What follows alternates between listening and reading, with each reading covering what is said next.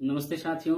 और आज कुछ बात हम करने जा रहे हैं अपने धर्म संस्कृति के ऊपर, ताकि हमारा हिंदुत्व सुरक्षित रहे। और मेन दायित्व हम ब्राह्मणों का है और जातियों का आदर्श जैसे ब्राह्मण को माना जाता है। और इसी पे आज हम बात करेंगे ब्राह्मण क्या हैं, है ना।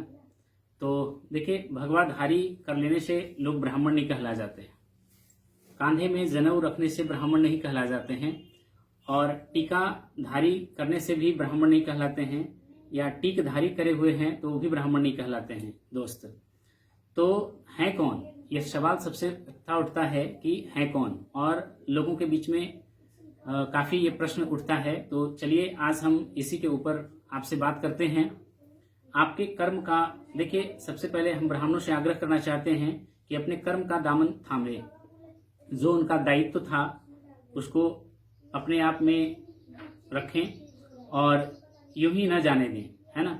मार्गदर्शन देना होगा और अपने स्थान को ग्रहण करना होगा। यदि आप ऐसा नहीं करते हैं तो समाज हमारा जिस तरह से विमुख हो रहा है यह होता ही रहेगा, है ना। तो सबसे पहला चीज मैं आपसे स्पष्ट करना चाहता हूं कि ब्राह्मण कोई जाति नहीं है, ऐसा अदरवाइज ना ले। ब्राह्मण कोई जाति का नाम नहीं है, यह एक संस्कार है और जिसकी पूजा होती है। और कहा भी जाता है जिसकी पूजा होती है वो किसी जात का नहीं होता है। और आप यह देख भी सकते हैं कि जिसने भी ब्राह्मण के संस्कार को अपनाया है वो जग में काफी नाम, यश, कृति सब कुछ पाया है।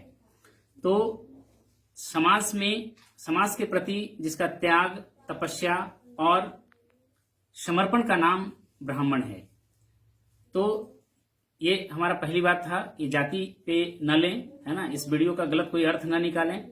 ये वीडियो हमारा स्पेशल ब्राह्मण के संस्कार को ऊपर उठाना है, ताकि कई मायने में हम लोग स्वस्थ रह सकें, और इस पे काफी आगे हम बात भी करते हैं। दूसरा, अभी आया नमस्ते इंडिया। डोनाल्ड ट्रंप ने नमस्ते इंडिया करके पूरे इंडिया को, इंडिया की संस्कृति को संबोधित किया। तो हम और आपको ये सोचने और समझने की जरूरत है कि हम लोग, हमारे पूर्वज कितने बुद्धिजीवी थे और किस तरह से अपने दिनचर्या में ही अपने स्वास्थ्य को, अपने विवेक को शामिल करके उन्होंने दिखाया। तो क्या हमें लगता है कि यदि हम इतने बुद्धिमान हो गए हैं कि हमें कोई जब आईना दिखाएगा तभी हमको अपने संस्कृति और संस्कार के बारे में पता चलेगा। तो दोस्त, अपनी संस्कृति को अपनाएं। छुआछूत, दूसरा देख लीजिए, छुआछूत, है ना। तो सोशल डिस्टेंसिंग, आज के डेट में सोशल डिस्टेंसिंग कहा जा रहा है, और ये है क्या? ये चीज तो हम लोग पहले से ही अपनाते आए हैं, कोई नया काम नहीं है। हम जाति से नहीं, आपके आचरण से घृणा करते आए हैं, है ना। ये भ्रम न पालें, है ना। हम जाति से नहीं, हम आपके आचरण से घृणा करते आए हैं। और दूसरा, अभी देखिए मोदी जी ने सोशल स्वच्छता अभियान चलाया तो लोगों को समझ में आया कि स्वच्छ रहना चाहिए। ऐसा नहीं है दोस्त, ये हमारे सभ्यता में, हमारी संस्कृति में, हमारे पूर्वजों के गुण में ये पहले से ही शामिल है। स्वच्छता अभियान है क्या? कोई नई बात नहीं है, है ना। हमारी संस्कृति यही तो सिखाती है, सोशल डिस्टेंसिंग सिखाती है, स्वच्छता अभियान सिखाता है और नमस्ते इंडिया कहने के लिए सिखाता है। तो स्वच्छ रहें, क्योंकि स्वच्छ जब हम रहेंगे तो हमारा मन जो है स्वच्छ रहेगा, और स्वच्छ मन में ही स्वच्छ शरीर का निवास होता है ना। तो हमारी संस्कृति लोग अपनाना चाहते हैं और हम हैं कि अपने पल्ले को झाड़ करके निकलना चाहते हैं दोस्त। तो और भी आगे हम कुछ आपसे बात करना चाहते हैं, क्योंकि ये जरूरी है और लोगों को जागना होगा, है ना। मोरालिटी, आज हम लोग बात करते हैं मानवता की, मन से शुद्धता की, है ना। जब लोग, तभी हमारा समाज सुरक्षित रहेगा जब हम अपने मन से शुद्ध होंगे।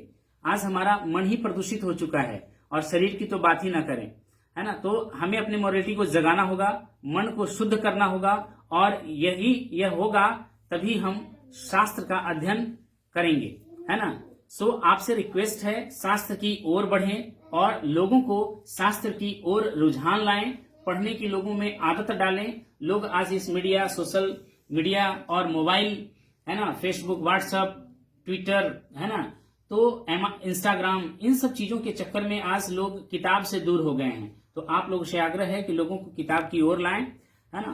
चौथा जो बात हम करना चाह रहे थे, शुद्धता, है ना।